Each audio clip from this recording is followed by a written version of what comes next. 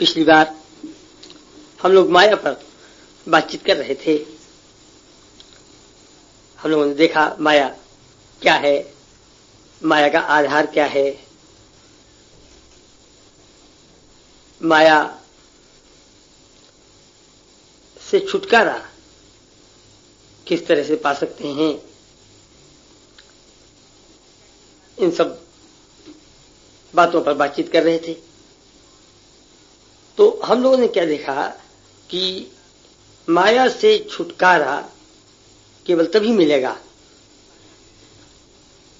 जबकि हमारे अंदर ज्ञान पैदा होगा। क्यों? क्योंकि हम लोगों ने देखा था कि माया का शाब्दिक अर्थ है गलतफहमी, जीवन से संबंधित गलतफहमियां जो कि हमारे जीवन में आ जाती हैं।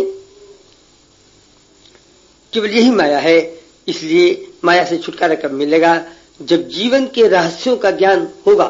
और जीवन का ज्ञान हमें अनुभव के आधार पर मिलता है।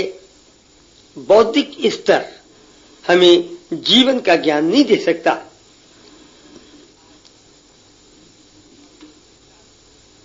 इसलिए ये अनुभव की शक्ति जो कि चित्त है, जो कि ब्रह्म के तत्व से निकलती है, उभरती है, ये होश बढ़े। और फिर हम लोगों ने देखा कि दो दुनिया है, बाहर की दुनिया, अंदर की दुनिया।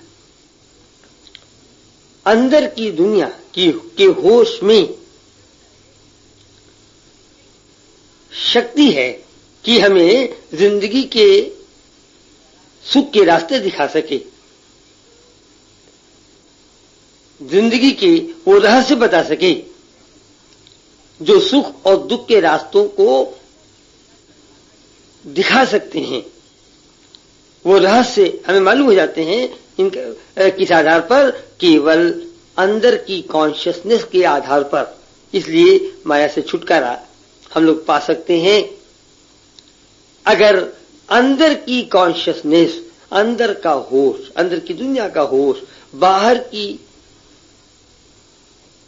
दुनिया के जो अलग अलग होश हैं, जो घोर निद्रा की अवस्था है, स्वप्न की अवस्था है, जागृत अवस्था है, इन अवस्थाओं के साथ अगर अंदर की दुनिया को महसूस करने की शक्ति को एग्जिस्ट करे, साथ साथ रहे, तो धीरे धीरे हमें मायावी दुनिया से छुटकारा मिल सकता है, जीवन की गलतफहमियों से छुटकारा मिल सकता है। यहां तक हम लोग बात कर चुके थे। और ये बात करते समय हम लोगों ने देखा कि ईश्वर के ध्यान के अभ्यास के द्वारा क्या होता है, हमारे अंदर की शक्ति और उभरती है। शक्ति अंदर की कॉन्शियसनेस के रूप में उभरती है। ये बाहर के हर कॉन्शियसनेस के साथ रहती है, को एग्जिस्ट करती है। घोर निद्रा के समय भी अंदर का आनंद बना रहता है।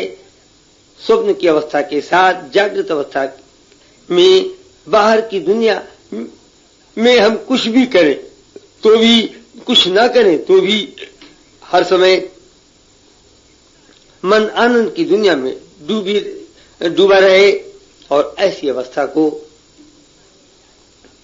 हम लोगों ने ये भी बताया था कि ये ब्राह्मी चेतना की अवस्था कहलाती है। ये ब्राह्मी चेतना की अवस्था कहलाती है। इसके आगे और कौन कौन सी चेतना ईश्वर के ध्यान द्वारा उत्पन्न होती हैं? कॉस्मिक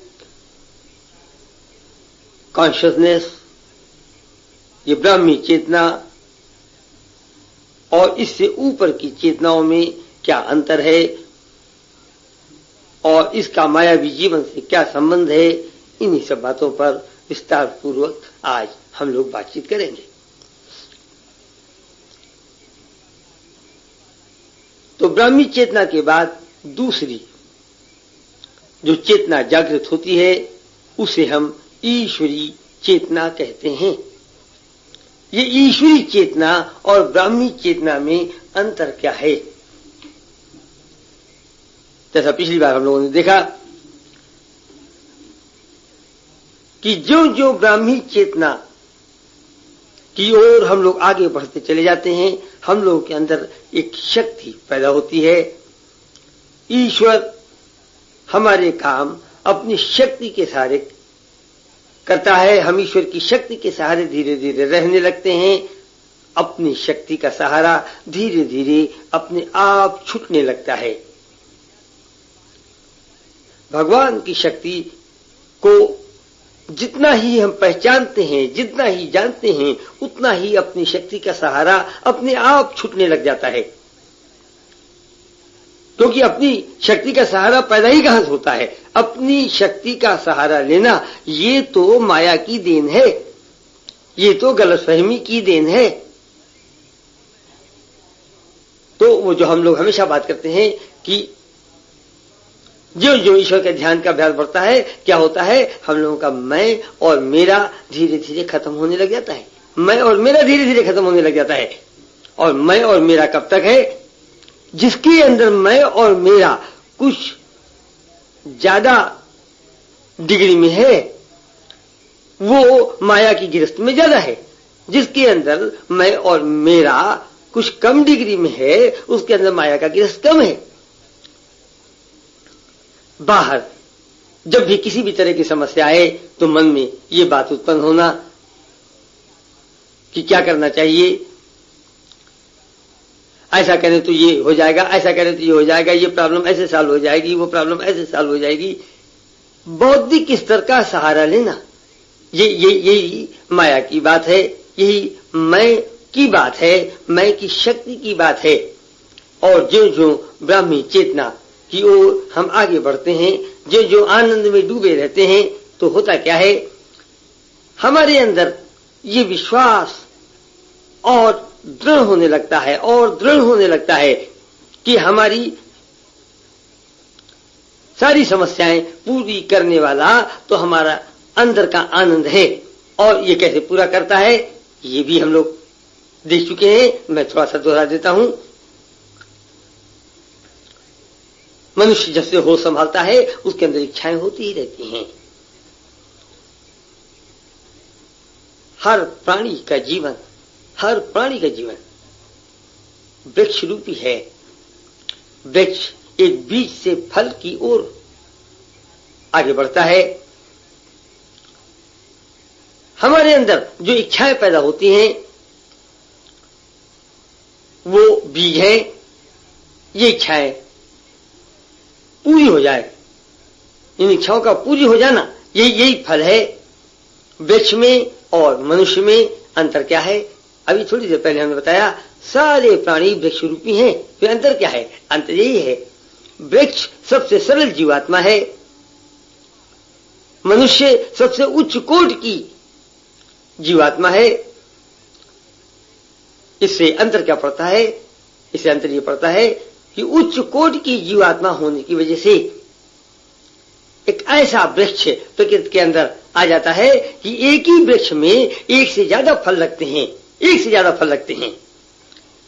जैसा कि हम लोग जीवन में देखते हैं, मनुष्य के अंदर तरह तरह की इच्छाएं पैदा होती ही रहती हैं, और इनमें जिस अनुपात की शक्ति जिसके अंदर है, उस शक्ति के अनुपात में कुछ इच्छाएं पूरी हो जाती हैं और कुछ अधूरी रह जाती हैं।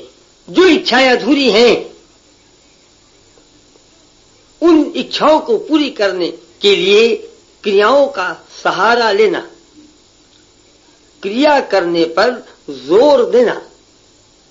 क्रिया करना और क्रिया होने में अंतर है, ये बात हम लोग पहले भी कर चुके हैं।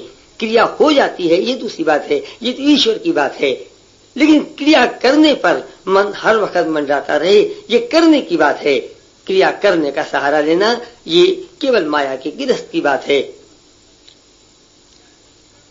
और ब्राह्मी चेतना जो जो जागृत होने लग जाती है, हम धीरे धीरे इस माया से छुटकारा पाने लग जाते हैं। और ये जो अंदर की शक्ति जागृत होती है, जिसे हम आनंद के रूप में पहचानते हैं, ये क्या है? ये जीवन रस है। जैसे पेड़ के उदाहरण में हमने देखा, जीवन रस क्या है? पेड़ की जड़ें जमीन खाद पानी से जो रस लेती हैं, वही तो पेड़ का जीवन रस है। बिल्कुल इसी तरीके से हर मनुष्य के शरीर में एक जीवात्मा है। ये जीवात्मा जीवन रस का भंडार है। चेतना का चेत स्तर, conscious level of the mind, जड़ है, रूट है। ध्यान के समय ये अपने स्वभाव से अंदर के आनंद की तलाश में, सुख की भूख मिटाने वाले सुख की तलाश में अंदर की दुनिया में विचरण करने लग जाता है। रस की दुनिया में चला जाता है। वहां रस की दुनिया में डूब करके जब बाहर आता है तो अंदर के रस को कुछ सोख करके आता है। जितना रस सोख लेता है उस अनुपात में जो इच्छाएं होती रहती हैं उनको पूरी करने की शक्ति लेकर के आ जाता है। और ये जो भगवान की शक्ति है, ये भी हम लोग पहले देख चुके हैं, कोई खास बात नहीं है। ये लीला शक्ति के रूप में हमारे जीवन में उतरती है और तरह तरह की लीलाएं होती हैं। ईश्वर की लीला शक्ति क्या है? ईश्वर की लीला शक्ति क्या है? ईश्वर अखंड चेतना है। बाहर की जिंदगी में, इस संपूर्ण सृष्टि में चेतना सर्वव्यापी है। चेतना 84 लाख योनियों के रूप में बाहर के जीवन में है। इन 84 लाख चेतनाओं की मदद से वो हमारी इच्छाएं पूरी करती है। होने की शक्ति के सहारे यही ईश्वर की लीला शक्ति है। और जो जो हमारे अंदर ब्राह्मी चेतना की शक्ति बढ़ती है, हम ब्राह्मी चेतना की ओर और आगे बढ़ते हैं और आगे बढ़ते हैं, हमारी इच्छाएं पूरी होने लगती हैं। अब इसके बाद हम लोग देखेंगे कि आगे और क्या होता है। ईश्वर की शक्ति बाहर के जगत में दो रूप में प्रकट होती है। एक तो लीला शक्ति, जिसके बारे में हम बहुत दिनों से बात करते आ रहे हैं, और ईश्वर की दूसरी शक्ति क्या है जिसके बारे में हम आज बातचीत शुरू करेंगे। दूसरी शक्ति है conversion of energy into matter. ये जो भगवान की शक्ति एक तरह की ऊर्जा के रूप में अंदर की दुनिया में है, ये बाहर की दुनिया में केवल इच्छाओं की शक्ति के आधार पर कोई भी रूप धारण कर ले। ये बाहर की दुनिया की जो सबसे बड़ी समस्या है, जो सबसे मुश्किल काम है, वो सृष्टि का रचना। सृष्टि को रचने की जहां तक बात है, सृष्टि में जो कुछ भी है वो 84 लाख योनियों के रूप में है। ये जो रूप है, ये धारण करने की शक्ति केवल ईश्वर की शक्ति में है, अंदर की शक्ति में है, ब्रह्म के तत्व में है। ब्रह्म का तत्व, केवल ब्रह्म का तत्व ही जो रूप चाहे वो धारण कर सकता है। मनुष्य जितना चाहे उतना गल्ला पैदा कर सकता है, मिलों में सामान बना सकता है, लेकिन आउट ऑफ नथिंग, बिना किसी चीज की मदद लिए हुए वो एक गेहूं का दाना भी नहीं बना सकता। एक गेहूं का दाना भी नहीं बना सकता। लेकिन ब्राह्मी चेतना से जब हम ऊपर चलते हैं तब ये शक्ति हमारे अंदर पैदा होती है, और हम लोग केवल अपने बातचीत के आधार पर इस बात को समझ सकते हैं कि कितने सूक्ष्म स्तर की बातें हैं ये। Conversion of the internal energy into the matter outside. ये कितने सूक्ष्म स्तर की बात है, कितनी बड़ी बात है। और इस स्तर पर हम जो आगे बढ़ते हैं वो कितने धीमे धीमे बढ़ेंगे, कितने धीमे धीमे बढ़ेंगे। और ये जो बात है कि अंदर की शक्ति रूप धारण कर ले, इस क्षेत्र में दो चेतनाएं हमारे जीवन में होती हैं। ईश्वरी चेतना, ईश्वरी चेतना और अद्वैत चेतना। ईश्वरी चेतना और अद्वैत चेतना, ये दो तरह की चेतनाएं हैं। और जब ब्राह्मी चेतना से हम ईश्वरी चेतना और अद्वैत चेतना की ओर बढ़ते हैं तो हमारे अंदर धीरे धीरे ये शक्ति आने लग जाती है कि हम जो कुछ भी सोच लें वो तुरंत रूप, तत्कालीन रूप धारण कर ले। ये तो केवल अद्वैत चेतना की अवस्था में ही होता है, केवल अद्वैत चेतना की अवस्था में। और ईश्वरी चेतना में क्या होता है? ईश्वरी चेतना में हम इस दिशा की ओर बढ़ते हैं, इस दिशा की ओर बढ़ते हैं। ईश्वरी चेतना में पूर्ण रूप से हम इस अवस्था में नहीं पहुंचते। ब्राह्मी चेतना में हम लोगों ने देखा कि ब्राह्मी चेतना की ताकत क्या है। ब्राह्मी चेतना की केवल ताकत यह है कि हम अंदर के आनंद से भर जाते हैं। ये आनंद जो कि अंदर के सुख के रूप में प्रकट होता है, ये हमारे मन को अंदर की दुनिया में खींचता है। जो जो ये बढ़ता ही चला जाता है, इसकी तीव्रता बढ़ती है, इसकी इंटेंसिटी बढ़ती है। मन और सूक्ष्म परतों में विचरण करता है, और सूक्ष्म परतों में विचरण करता है, और सूक्ष्म परतों में विचरण करता है। जितने सूक्ष्म परतों में विचरण करके बाहर की दुनिया में आता है, अंदर की कॉन्शियसनेस के साथ बाहर आता है, तो क्या होता है? उसके पूरे शरीर में कुछ बदलाव आता है, कुछ चेंजेस आते हैं, कुछ दिक्कतें भी आ सकती हैं।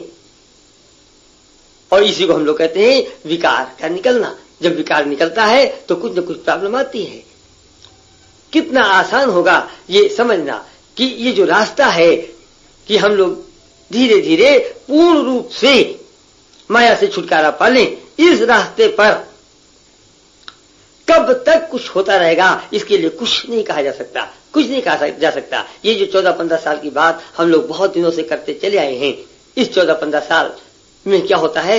इस 14-15 साल में ये विश्वास पूर्ण रूप से पैदा हो जाता है। भगवान में विश्वास पैदा हो जाता है। भगवान में विश्वास करने की चीज नहीं है, भगवान में विश्वास केवल एक अवस्था है।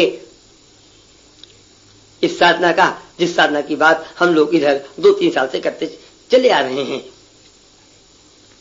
जितनी ही तीव्रता आनंद की बढ़ जाती है, उतना ही ईश्वर पर विश्वास होने लग जाता है, उतना ही ईश्वर की लीला शक्ति पर विश्वास होने लग जाता है। इस आनंद के सहारे अगर आगे बढ़ना,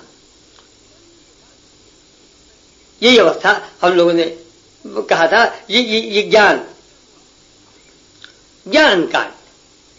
कांड वेद का वो चैप्टर है जिसमें कि हमारे जीवात्मा का उत्थान ऊपर होता है और ऊपर होता है और ऊपर होता है। आनंद की तीव्रता के सहारे, आनंद की इंटेंसिटी के सहारे मन और सूक्ष्म क्षेत्र में विचरण करता है, केवल आनंद की इंटेंसिटी के सहारे।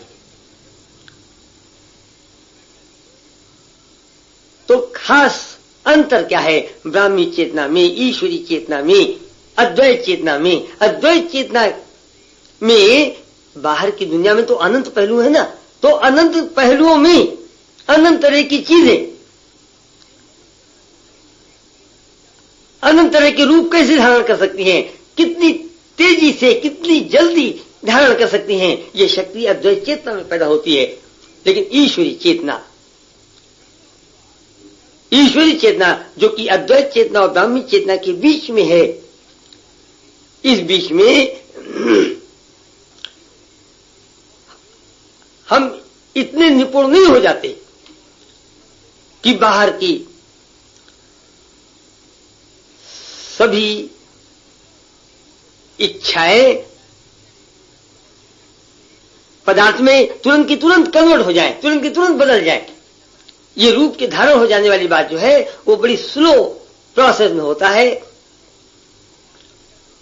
ऐसा ईश्वरी चेतना की अवस्था में होता है।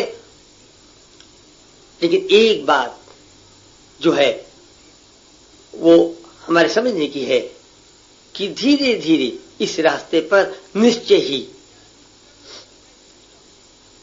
क्रिया अपने आप कम होती चली जाएगी, क्रिया अपने आप कम होती चली जाएगी। ये क्रिया क्यों होती है और क्रिया कैसे कम होती है, ये प्रकृति के अंदर क्या मैकेनिज्म है, हो क्या रहा है, इस बात को हम लोग और अच्छी तरह समझेंगे और दूसरे शब्दों में समझेंगे।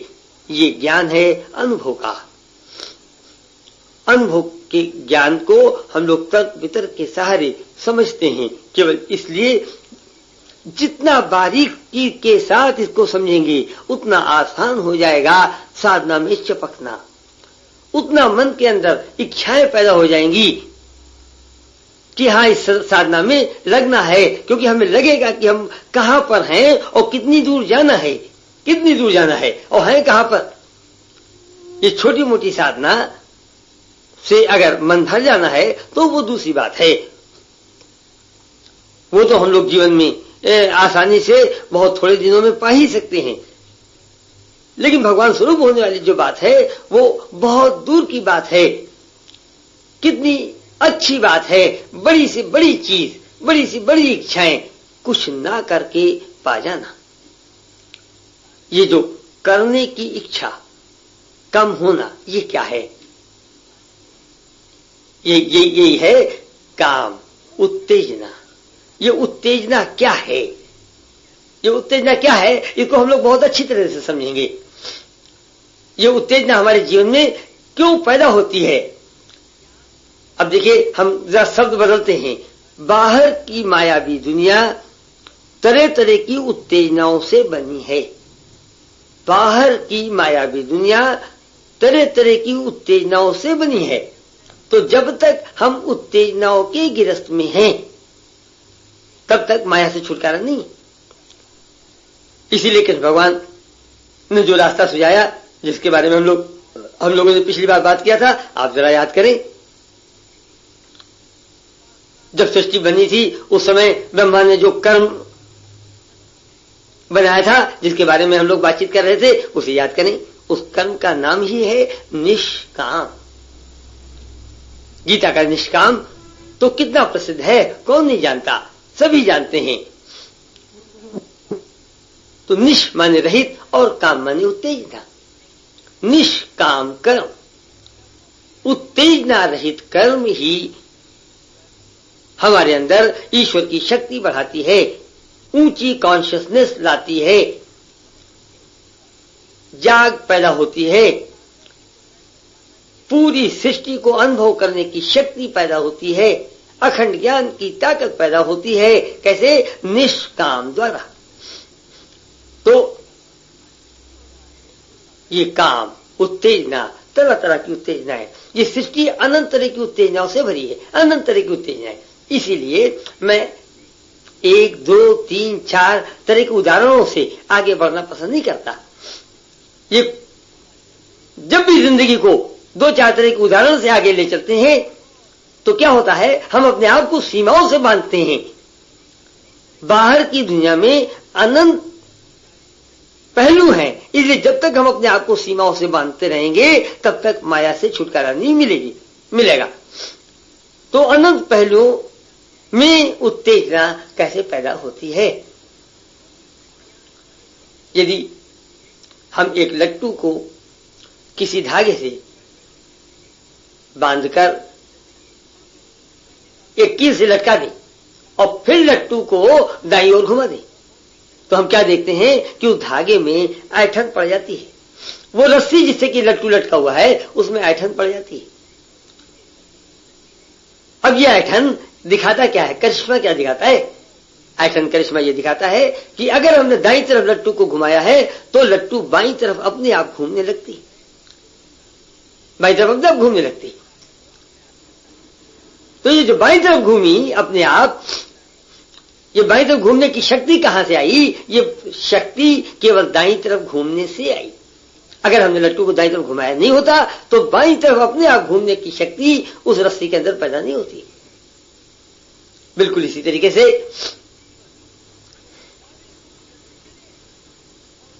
हमारा मन शरीर से जुड़ा हुआ है नर्वस सिस्टम के स्तर पर। नर्वस सिस्टम शरीर का सबसे सूक्ष्म स्तर है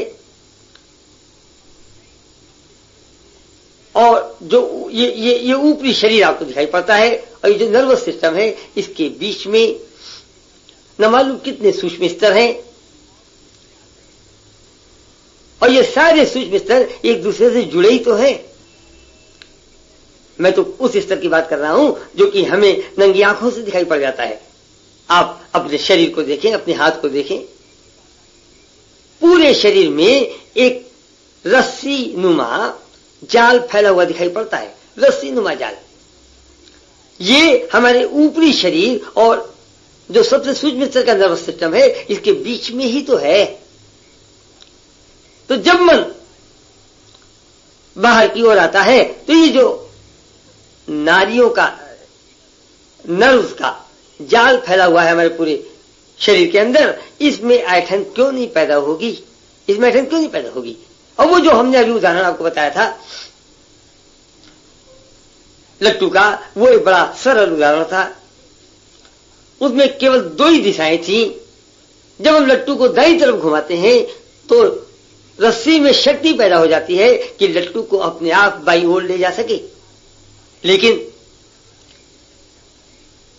ये जो हमारा मन बाहर की दुनिया में आता है तो क्षण में कहीं है, क्षण में कहीं है। ये कर्म इंद्रियों के सहारे कभी इस दिशा में काम करता है, कभी उस दिशा में काम करता है। 5 कर्म इंद्रियां, 5 ज्ञान इंद्रियां, ये 10 दरवाजे हैं। इन 10 रास्तों से, इन 10 दरवाजों से हमारे अंदर जो रस्सीनुमा जाल पैदा बिछा हुआ है, उसमें ऐंठन पैदा होती चली जाती है। कोई ऐंठन पढ़ाई के क्षेत्र की है, कोई ऐंठन खेल के क्षेत्र की है, कोई ऐंठन खाने के क्षेत्र की है, कोई ऐंठन माँ बाप के प्यार के क्षेत्र की है, कोई ऐंठन पत्नी बीवी के प्यार के क्षेत्र की है। ये मैं उदाहरण दे रहा हूं आपको समझाने के लिए। आप देखें हमारा जीवन कितना पेचीदा है, कितना कॉम्प्लिकेटेड है। अनंत पहलुओं में ये जीवन बटा हुआ है। ये उतना सरल उदाहरण नहीं जैसा कि लट्टू और रस्सी का हमने आपको समझा दिया।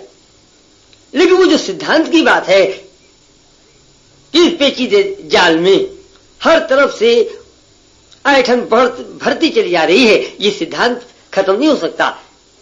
ये जो इस पेचीदे जाल में हर दिशा से ऐंठन भरती चली जा रही है, इस ऐंठन, ये ऐंठन करिश्मा क्या दिखाएगा? बिल्कुल वही करिश्मा होगा जैसा कि हमने लट्टू के केस में देखा। लट्टू जिस रस्सी से बना हुआ है, उस रस्सी के अंदर शक्ति पैदा हो गई बाईं तरफ अपने आप घूमने की। बिल्कुल इसी तरीके से ऐंठन जैसी भी होती है उसकी उल्टी दिशा में मन अपने आप जाने लगता है, अपने आप जाने लगता है। लेकिन जाल इतना पेचीदा है, 10-10 रास्तों से ऐंठन भर रही है, तो एक ऐंठन दूसरे ऐंठन के खुलने के रूप में रुकावट डालती है, खुलने में रुकावट डालती है। कम से कम जब तक मन बाहर की दुनिया में कभी इधर कभी उधर कभी उधर विचरण करता रहेगा, केवल ये ऐंठन बढ़ेगी और ये ऐंठन कम नहीं होगी। ये ऐंठन कम कब होगी? आप लट्टू की बात देखें। जब हम लट्टू को बिल्कुल स्वतंत्र छोड़ देते हैं तो क्या होता है? लट्टू कभी बाएं जाता है, फिर दाएं जाता है, फिर बाएं जाता है, फिर दाएं जाता है, और धीरे धीरे धीरे उसकी ऐंठन बिल्कुल खुल जाती है और मन और लट्टू, मन नहीं, यहां पर तो लट्टू की बात है, ये और ये जो लट्टू है धीरे धीरे बिल्कुल एकदम शांत हो जाता है। बिल्कुल इसी तरह से यदि हम मन को थोड़ी देर के लिए स्वतंत्र छोड़ करके बैठ जाएं तो क्या होगा? मन बार बार अंदर जाएगा, बाहर आएगा, अंदर जाएगा, बाहर आएगा। लट्टू क्या करता है? बार बार दाएं जाता है, बाएं जाता है, दाएं जाता है, बाएं जाता है, और धीरे धीरे एक समय आता है जबकि वो बिल्कुल गति में नहीं रहता, उसकी गति समाप्त हो जाती है। बिल्कुल इसी तरह से हमारे मन की भी गति धीरे धीरे कम होती चली जाएगी, कम होती चली जाएगी।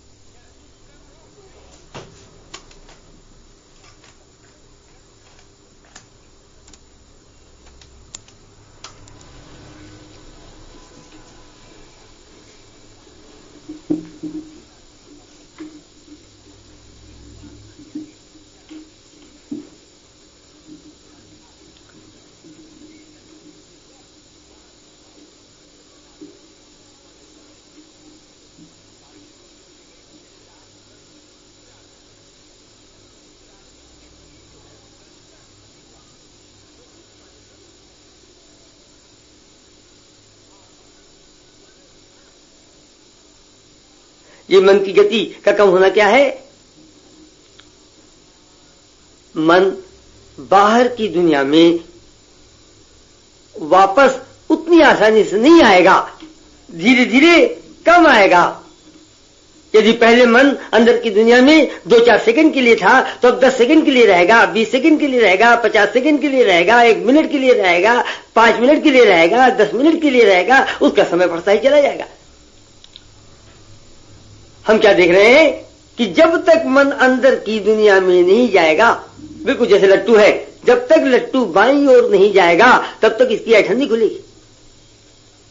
और बाईं ओर जाने के बाद फिर एक बाईं ओर जाने की वजह से ऐठन पड़ जाती है, और वो तब खुलेगी जब दोबारा फिर दाईं ओर जाएगा। तो लट्टू के उदाहरण से कितना आसान है इस बात को समझना कि हम लोगों ने जो रास्ता निकाला है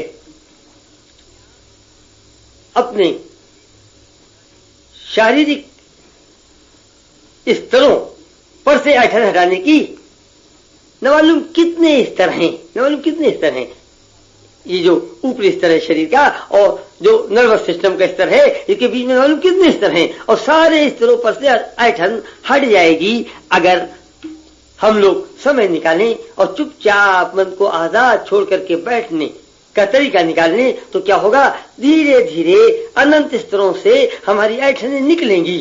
जो ऐठनें निकलेंगी हमारी उत्तेजना कम होगी।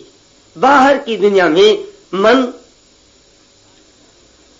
का अलग अलग पहलुओं में अपने स्वभाव से विचरण करना, यही उत्तेजना है। और ये उत्तेजना क्या चीज है प्रकृति के अंदर, अब ये समझना शायद मुश्किल काम नहीं है। जिसे ज्ञान नहीं मिला है कि अंदर की दुनिया में मन का जाना कितना महत्वपूर्ण है, ईश्वर का ध्यान कितना महत्वपूर्ण है, वो कर क्या रहा है? वो केवल बाहर की उत्तेजना बढ़ा रहा है। जिसका मन अंदर की दुनिया में चला जाता है उसकी उत्तेजना धीरे धीरे कम होने लग जाती है। और यही रास्ता कृष्ण भगवान ने दिखाया। कृष्ण भगवान ने रास्ता क्या दिखाया? निष्काम कर्म का, उत्तेजना रहित कर्म का। जब हम उत्तेजना रहित कर्म का रास्ता अपनाएंगे तो धीरे धीरे होगा क्या? वही जो हम लोगों ने पिछली बार देखा, मन और अंदर रहेगा,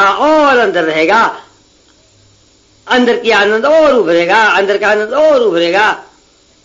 धीरे धीरे ब्राह्मी चेतना की ओर जाएंगे, ईश्वरी चेतना की ओर जाएंगे, अद्वैत चेतना की ओर जाएंगे, और धीरे धीरे माया से मुक्त होते चले जाएंगे।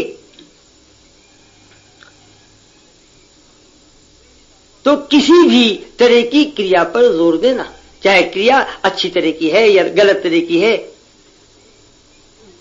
समाज इसको पसंद करती है या समाज इसको नहीं पसंद करती, ये केवल माया की गिरफ्त की ओर बढ़ना है।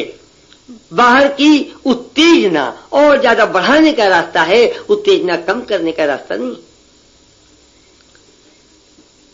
ये तरह तरह की उत्तेजनाओं के क्षेत्र में हमारा स्वभाव कहां से पैदा हुआ, अब ये भी समझना इतना मुश्किल काम नहीं। ये स्वभाव कहां से पैदा होता है? ये स्वभाव, ये ऐठन ही स्वभाव के रूप में प्रकट हो जाता है। और ये ऐठन बढ़ती है कब? जब हम बाहर की दुनिया में क्रिया करते समय अपने स्वभाव से काम नहीं करते, अपने मन से काम नहीं करते। काम क्यों कर रहे हैं? ये सही है इसलिए करना है, ये गलत है इसलिए नहीं करना है, इसमें फायदा है इसलिए करना है, इसमें नुकसान है इसलिए नहीं करना है। और क्या सही है, क्या गलत है, क्या फायदा है, क्या नुकसान है, इसके चक्कर में पड़े रहना।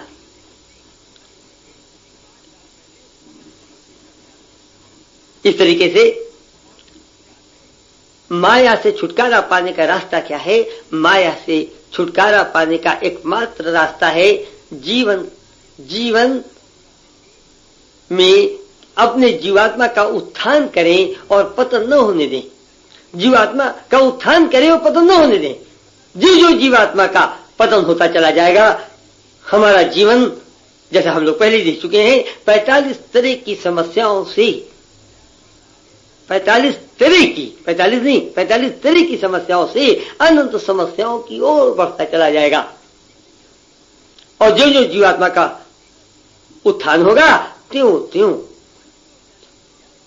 हम माया से छुटकारा पाते चले जाएंगे, धीरे धीरे जीवन के सुख की ओर आगे बढ़ते चले जाएंगे। इसके लिए आध्यात्म की शिक्षा की जरूरत है, और केवल इस शिक्षा को न पाने की वजह से क्या होता है, हम लोग गलत रास्ते पे चले जाते हैं। आज बच्चा स्कूल में पढ़ता है, जब आगे बढ़ता है तो अपने माँ बाप से बातचीत करता है, किस चीज में स्कोप ज्यादा है, आजकल जरूरत किस चीज की है, कौन सा विषय लेना है, क्या पढ़ना है, क्या नहीं पढ़ना है। राइट और रॉन्ग के बेसिस पर जीवन को बिताना, ये केवल मायावी दुनिया की ओर आगे बढ़ने की बात है, इससे छुटकारा पाने की बात नहीं। छुटकारा तो केवल हमें देता है निष्काम कर्म का अभ्यास, जिसे हम ईश्वर की उपासना या ईश्वर का ध्यान कहते हैं। उत्तेजना जब कम होगी तो किस अनुपात में कम होगी? उत्तेजना उस अनुपात में कम होती है जिस अनुपात में अंदर का होश पैदा होता है, अंदर की कॉन्शियसनेस बढ़ती है। उत्तेजना उसके अंदर ज्यादा है जिसके अंदर बाहर की कॉन्शियसनेस ज्यादा है और अंदर की कॉन्शियसनेस कम होती है। इसको जरा हम और ठीक कर लें। अंदर की कॉन्शियसनेस बाहर की कॉन्शियसनेस के साथ जिस अनुपात में और कम कोई विश करती है, साथ साथ रहती है, और कम साथ साथ रहती है, और कम साथ साथ रहती है, उस अनुपात में हमारे अंदर उत्तेजना बढ़ती चली जा रही। तो इसका अर्थ क्या निकला? अर्थ यही निकला कि उत्तेजना की जो डिग्री है, इसका सीधा संबंध हमारी अंदर की होश, कितना अंदर का कितना होश बाहर के होश के साथ रहता है, इस पर निर्भर करता है। कोई एक्जिस्टेंस की बात है। हम जब साधना में आगे चलते हैं और धीरे धीरे हमारी उत्तेजना खत्म होती है, कम होती है, तो देखिए हमारी अवस्था कैसे बदलती है। उत्तेजना के क्षेत्र में जब उत्तेजना ज्यादा है तो क्या होता है, कोई भी काम करने का फोर्स अंदर से कुछ ज्यादा होता है, हमारा कुछ मन ज्यादा है, हम कुछ व्याकुल ज्यादा है कुछ करने के लिए, किसी क्षेत्र में सफलता के लिए व्याकुल हैं, बाहर के अलग अलग पहलुओं में सफलता के लिए व्याकुल होना, यही पहचान है कि हमारे अंदर कितनी उत्तेजना भरी हुई है। ये व्याकुलता धीरे धीरे कम होने लगे और कम होने लगे और कम होने लगे। जितनी ये व्याकुलता होती है उतना ही लालच बढ़ता है, लोभ बढ़ता है, उतनी ही जल्दी हमारे अंदर खूब गुस्सा आने लग जाती है। जरा जरा सी बात में हम उत्तेजित हो जाते हैं। उत्तेजना ही तो एक तरह की गुस्सा है, गुस्सा केवल उत्तेजना है। तो हम जब इस रास्ते पे चलते हैं तो हमारी उत्तेजना कम हो रही है, इसको पहचानना बहुत आसान है, बहुत आसान है। लेकिन समाज ने क्या किया, इसको क्रियाओं के आधार पर पहचानने की कोशिश कर लिया। कोई ये समझता है कि ये आदमी कल भी गोश्त खा रहा था और आज भी गोश्त खा रहा है। गोश्त खाना खराब बात है, लेकिन अभी हम लोग क्या देख रहे थे, असलियत में क्या खराब है, गोश्त खाने का क्रेज खराब है, उत्तेजना खराब है, व्याकुलता खराब है, गोश्त खाना खराब नहीं। अब दूसरा आदमी हमेशा यही कहेगा कि अगर गोश्त खाने की उत्तेजना खत्म है, व्याकुलता खत्म है, तो वो खाता ही क्यों है। और हम फिर आपको यही समझाने की कोशिश करेंगे, आदमी की एक अवस्था है, वो जो अवस्था है उस अवस्था से वो धीरे धीरे ऊपर उठता है।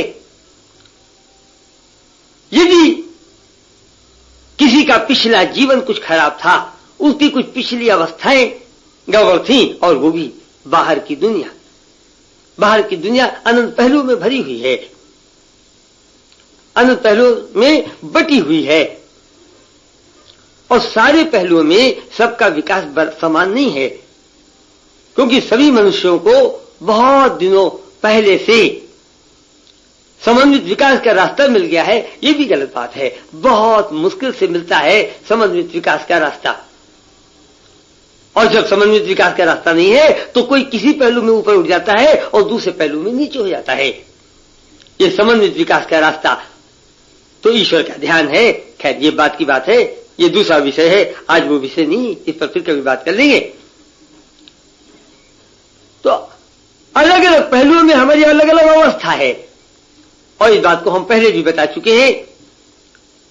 हम फिर थोड़ा याद दिलाते हैं, ये जो जीवात्मा है ये सूरज की तरह है, जीवात्मा में जो भगवान की शक्ति भरी हुई है ये प्रकाश की तरह है, और ये प्रकाश नहीं है, ये केवल प्रकाश की तरह है। प्रकाश क्यों कहा जाता है इस पर हम लोग कई बार बातचीत कर चुके हैं, हर चीज रोज रोज दोहराई नहीं जा सकती है।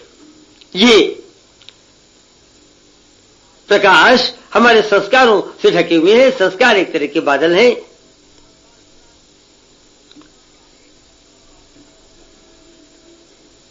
जिस तरीके से बाहर की जमीन न मालूम कितने देशों में बटी हुई है, हर देश न मालूम कितने प्रोविंसेस में बटे हुए हैं, सारे प्रोविंस न मालूम कितने शहरों में बटे हुए हैं।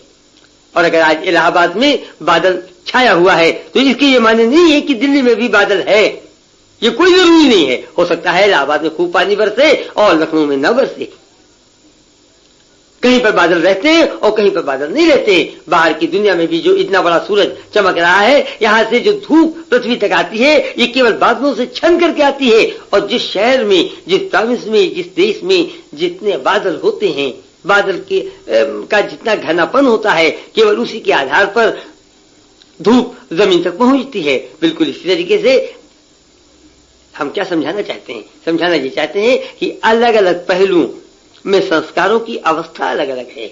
क्योंकि समन्वित विकास की साधना सभी को शुरू से मिल ही जाएगी, पिछले जन्म में भी थी, ये कोई जरूरी नहीं है।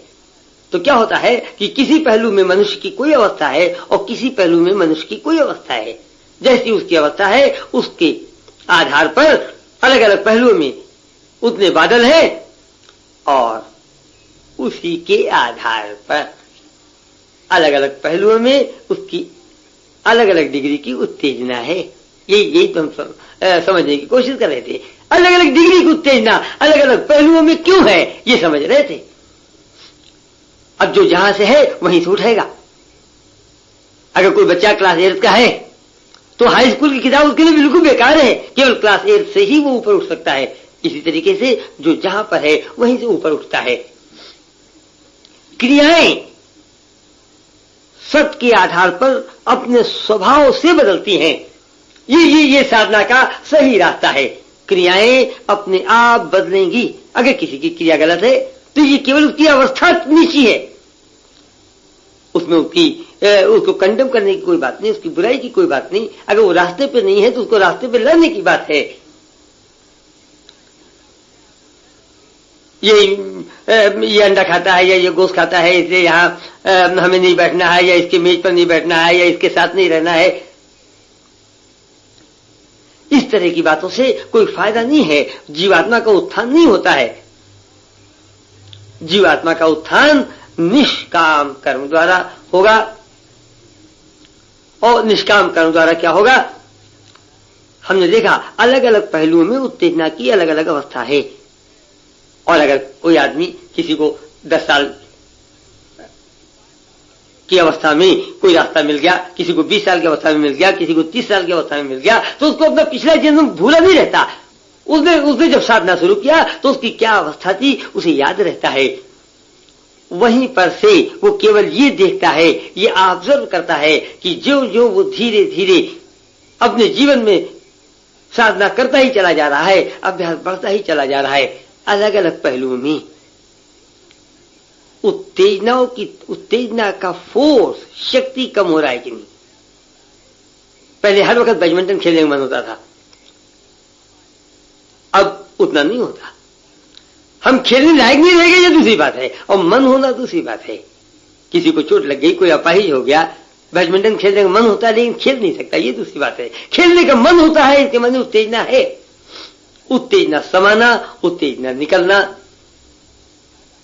अगर ये बाहर की मायावी दुनिया केवल उत्तेजनाओं द्वारा बनी है, कितना आसान है इस बात को समझना कि उत्तेजना समाना ये मायावी दुनिया की गिरफ्त की ओर बढ़ना है और उत्तेजनाओं का निकलना, ये मायावी दुनिया से छुटकारा पाने की बात है। उत्थान के रास्ते पर केवल उत्तेजना निकलती है, समाती नहीं। ये हम लोगों ने न मालूम कितनी बार देखा। तो अपनी जिंदगी में पिछली जिंदगी को याद रखते हुए अलग अलग पहलुओं में जो जो साधना में आगे चलते हैं, देखना क्या है? देखना केवल ये है कि अलग अलग पहलुओं में, दूसरे शब्दों में अलग अलग क्रियाओं के क्षेत्र में, ये जो क्रिया करने का जो हमारा मन था, उसमें जो शक्ति थी, क्रिया करने की जो व्याकुलता थी, वो किस डिग्री में बढ़ रही है या किस डिग्री में कम हो रही है? जिस डिग्री में कम होती चली जा रही है, उस डिग्री में, उस अनुपात में हमारी उत्तेजना कम होती चली जा रही है और निश्चय ही हम सही रास्ते पे हैं। धीरे धीरे एक समय आएगा, एक दिन आएगा जब हम माया की गिरफ्त से बिल्कुल ऊपर हो जाएंगे। माया की गिरफ्त से बिल्कुल ऊपर नहीं हुए हैं, केवल कम हुआ है। इसलिए क्या है कि हमारे जीवन में क्रिया भी जीरो नहीं हुई है, केवल कम हुई है, कोई जीरो नहीं हुई है। और फिर हम एक बार याद दिलाते हैं, क्रिया कम होना और ज्यादा होना ये उतनी बात इंपॉर्टेंट बात नहीं है, उतनी आवश्यक बात नहीं है। अगर एक आदमी पहले गोश्त खाता था, अगर आज वो गोश्त खाता है केवल ये देखने के लिए कि गोश्त उतना ही अच्छा लगता है स्वाद में कि नहीं, तो गोश्त खाना तो केवल एक क्रिया हुआ ना। उसने जब खाया तो उसे पता चला कि पहले तो बड़ा स्वाद मिलता था, लेकिन अब तो कोई स्वाद ही नहीं मिलता। सारा खिंचाव तो स्वाद के रूप में ही होगा ना। अब अगर स्वाद ही नहीं मिलता तो खिंचाव कहां है? इस तरीके से हमारे जीवन में तराजू बन सकते हैं, रास्ते निकल सकते हैं अपने को जज करने के लिए, और हम हमेशा ही देख सकते हैं कि हम आगे चल रहे हैं कि नहीं। तो माया क्या है, ये पिछली बार में और आज हम लोगों ने जो बातचीत की उससे बहुत क्लियर है, बहुत साफ है। सारांश हम लोग थोड़ा देख सकते हैं। बाहर की दुनिया मायावी दुनिया है। ये दुनिया एग्जिस्ट करती ही नहीं, इसका अपना अस्तित्व ही नहीं है। इसका अस्तित्व अंदर की दुनिया है। अंदर की दुनिया, बाहर की दुनिया, ये दो अलग अलग दुनिया है। अंतर क्या है? अंदर की दुनिया बड़ी सूक्ष्म है, बाहर की दुनिया स्थूल है। सूक्ष्म जगत की शक्ति, भगवान की शक्ति इस स्थूल क्षेत्र में बिना माध्यम के आ ही नहीं सकती। इसीलिए 84 लाख योनियों का जन्म हुआ। इन 84 लाख योनियों के माध्यम से जब मन बाहर आता है तो इन योनियों में ये जो पदार्थ का रूप लेती है, जो शरीर का रूप लेती है, अलग अलग योनियां शरीर का रूप लेती हैं। इस शरीर के ऊपरी रूप और नर्वस सिस्टम के बीच में न मालूम कितने स्तर हैं। इन सारे स्तरों में एक तनाव पैदा हो जाता है जो कि उत्तेजना का रूप ले लेती है। ये बाहर की दुनिया, और हम लोगों ने देखा बिल्कुल एक सिनेमा के पर्दे की तरह है। ये अनंत प्राणियों का जीवन सिनेमा के रूप में चलता रहता है। ये भी देखा कि कोई अपने ही सिनेमा में ज्यादा व्यस्त है, दूसरे के सिनेमा में कोई ज्यादा व्यस्त है। जो बाहर माया की गिरफ्त में मनुष्य आता है, 45 तरह की समस्याओं से उसका जीवन भरता चला जाता है। फिर हम लोगों ने ये भी देखा कि ये मायावी दुनिया से छुटकारा कैसे मिलेगा। मायावी दुनिया से छुटकारा मिलेगा निष्काम कर्म द्वारा। ये एक कर्म है जो कि ब्रह्मा ने उस दिन ही बना दिया था जिस दिन सृष्टि रची थी। तो ईश्वर का काम क्या है? ईश्वर का काम सिर्फ केवल इतना है, ईश्वर चाहता है कि अंदर की शक्ति बाहर ज्यादा से ज्यादा आ सके। उसके लिए उसने 84 लाख योनियां बना दी। उसकी अपनी लिमिटेशंस हैं। देखने में हंसने की बात है, लेकिन ये ऐसा है। ईश्वर की भी अपनी लिमिटेशंस है और इस लिमिटेशंस प्रकृति अपने लिमिटेशंस को प्राकृतिक तरीके से कैसे हटा दे, इसीलिए ये निष्काम कर्म बना। और यहां पर मनुष्य का जो मैं है वो अपना रोल खेलता है। वो मैं जब निष्काम कर्म में लग जाता है,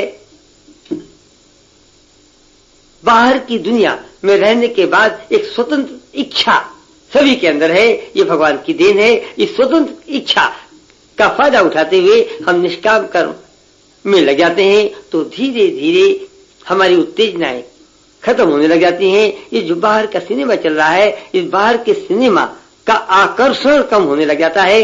इसका आकर्षण बढ़ना, उत्तेजना बढ़ना है। इसका आकर्षण कम होना, उत्तेजना का कम होना है। ये आकर्षण का बढ़ना, ये आकर्षण बढ़ता है, ये कर्म बंधन के रूप में हमारे जीवन में आता है। हम कर्मों से बंधते चले जाते हैं। कर्मों से बंधना माने कर्म मजबूर होके करना, इसको कर्म बंधन कहते हैं। कर्म मर्जी करेंगे नहीं करें, मर्जी नहीं करेंगे, ये बिल्कुल कर्म आजादी के साथ करेंगे, इसको कर्म मुक्ति कहते हैं। मुक्त होने के माने ही है बिल्कुल पूर्ण रूप से आजाद हो जाना। तो कर्म मुक्ति की ओर हम निष्काम कर्म द्वारा बढ़ते हैं और कर्म बंधन की ओर बढ़ते हैं वे लोग जो स्थूल कर्मों में ज्यादा समय व्यतीत करते हैं। इस तरह से धीरे धीरे हम अपने आप माया से मुक्त होने की ओर बढ़ते चले जाते हैं। जो जो इस ओर आगे बढ़ते हैं, अंदर की कॉन्शियसनेस बाहर की कॉन्शियसनेस के साथ कोएग्जिस्ट करती है।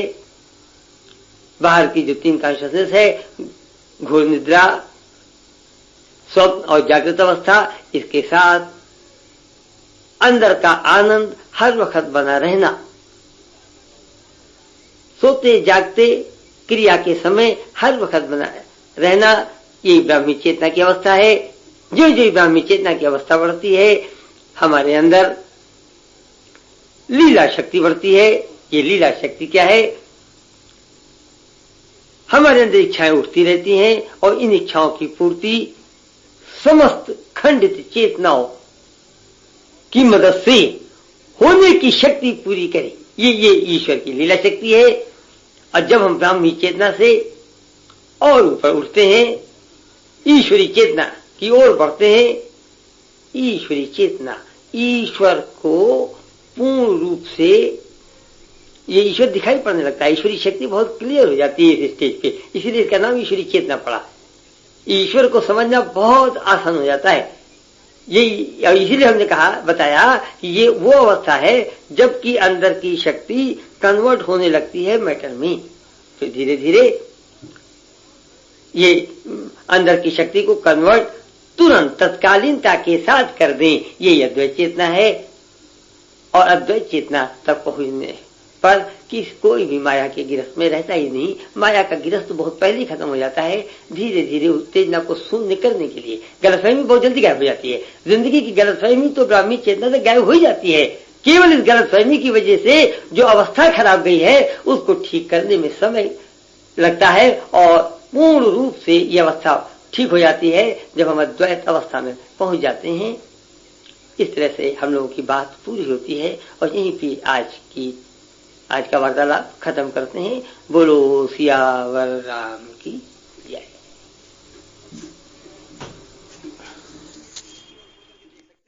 हम ये देखें कि 5 साल पहले हमारे जीवन में इतना प्रयास नहीं था और अब तो बहुत प्रयास है। ज्यादातर समाज में लोग यही कहते हैं कि हमारे बचपन के दिन कितने अच्छे थे, आराम से खाते थे, खेलते थे, मौज उड़ाते थे, और जब से बड़े हो गए हैं ये जिम्मेवारियां आ गई हैं, ये बात आ गई है, ये परेशानी आ गई है, ये दुख आ गया है। ये बताता क्या है हमें? ये बताता इस बात को है कि जो जो समय बीत रहा है त्यों त्यों हमारे जीवन में प्रयास बढ़ रहा है। हमारे जीवन में प्रयास बढ़ रहा है, यही इस बात का चिन्ह है, इस बात का सूचक है कि हमारी साधना ठीक नहीं चल रही है। दूसरे शब्दों में हमारा जीवन, हमारा जीवात्मा उत्थान की ओर जाने के बजाय शायद पतन की ओर जा रहा है। जो जो जीवन पतन की ओर जाता है, जीवन में प्रयास बढ़ता है, हम ज्यादा करके कम पाते हैं। जो जो जीवात्मा उत्थान के रास्ते पर चलने लगता है, बिल्कुल उसी तरीके से जिस तरीके से कि विद्यार्थी बाहर के स्कूल कॉलेज में विद्या के क्षेत्र में जो जो आगे बढ़ता है, हाई स्कूल में जाता है, इंटर में जाता है, बीए में जाता है, एमए में जाता है, कम से कम अपने विषय में उसका ज्ञान बढ़ता ही चला जाता है। वो कुछ ज्यादा अच्छी हिंदी बोल सकता है, ज्यादा अच्छी अंग्रेजी बोल सकता है, ऊंचे दर्जे के सवाल लगा सकता है। इसी तरीके से जीवात्मा के उत्थान के केवल एक माने ये है, भले ही हम मैथमेटिक्स में पीछे हों, भले ही हम अंग्रेजी में पीछे हों, बाहर के किसी क्षेत्र में पीछे हों, खेल में पीछे हों, डॉक्टरी में पीछे हों, इंजीनियरिंग में पीछे हों, लेकिन जीवन के सुख के रहस्य के ज्ञान, ये जो विषय है, इस विषय में निश्चय ही हम आगे बढ़ते चले जा रहे हैं। और जो जो इस ज्ञान के रास्ते पे हम आगे बढ़ेंगे, जीवन कुछ ऐसा होगा कि कुछ कम पाने से ज्यादा मिले, कम करके ज्यादा पाना, इसी को साधना कहते हैं। और साधना या तो कर्मों के आधार पर होती है। ये कर्म क्या है? कर्म का संबंध करने से है। जिस चीज के सहारे हम कुछ करने लायक हैं, उसी को कर्म कहते हैं। हम अपने जीवन को देखें, अपने नित्य के अनुभव के आधार पर इसको समझने की कोशिश करें। कोई भी ऐसा नहीं है जिसके मन में विचारों का उठना कभी बंद होता हो। पल भर के लिए भी कोई विचार रहित नहीं रहता है। इसलिए ये विचार ही कर्म है। कर्म दो तरह के हैं, सूक्ष्म कर्म, स्थूल कर्म। कुछ कर्म ऐसे होते हैं जो क्रिया का रूप धारण कर लेते हैं। उदाहरण के लिए, जैसे हमारी इच्छा हो कि मुझे तो क्रिकेट खेलना है, मन में ये बात उठनी कि मैं क्रिकेट खेलना चाहता हूं, ये तो कर्म हुआ, सूक्ष्म कर्म हुआ। लेकिन इस विचार के आते ही हम उठे, बैट ले ले, बॉल ले ले, फील्ड में आ जाए, वहां खेलना शुरू कर दे, ये क्रिया हो गई। जो कर्म क्रिया का रूप धारण कर लेती है उसे स्थूल कर्म कहते हैं। सूक्ष्म कर्म और स्थूल कर्म करना ही दो स्तर का है। विचारों के स्तर पर करना। वैज्ञानिक लोग बैठ जाते हैं अपने लेबोरेटरीज में, प्रयोगशाला में, वहां अक्सर मनन करते हैं। रिसर्च करते समय, खोज करते समय मनन करते हैं। ये मनन करना जो है, ये केवल विचारों के स्तर का करना है। कुछ सोच करके कुछ नए फार्मूले निकालना, विज्ञान के क्षेत्र में आगे बढ़ना, ये करना हुआ विचारों के स्तर का। इसी तरीके से धर्म के रास्ते पे क्या सही है क्या गलत, यहां ये बात नहीं हो रही है, लेकिन बहुत से लोग ईश्वर के नाम में मन को एकाग्र करते हैं। मुझे तो इस बात का ज्ञान नहीं है, लेकिन हमने दूसरों के मुंह से सुना है कि शायद शरीर में बहुत से चक्र होते हैं और इन चक्रों पे एकाग्र करना, मन को एकाग्र करना सिखाया जाता है। ये शायद करना हुआ विचारों के स्तर का। लेकिन जहां पर कर्म इंद्रियां फंक्शन करने लगती हैं, काम करने लगती हैं, वो हो गई क्रिया, वो स्थूल क्रिया। तो कर्मों का समूह, चाहे सूक्ष्म कर्म हो चाहे स्थूल कर्म हो, कर्मों का समूह कर्म कांड में मिलता है। दूसरी साधना जिसकी बात मैंने कही उपासना, और जिस पर कि आज विस्तार पूर्वक बात करना है, ये उपासना क्या है, या संधि विच्छेद करके देखें। उप धन आसन, ये इसका संधि विच्छेद हुआ। उपासना, उपधन आसन, उप माने समीप। बाहर की जिंदगी में देखें, जैसे राष्ट्रपति उपराष्ट्रपति, तो राष्ट्रपति के समीप जो है वही उपराष्ट्रपति हुआ, तो उप माने समीप, आसन माने स्थान,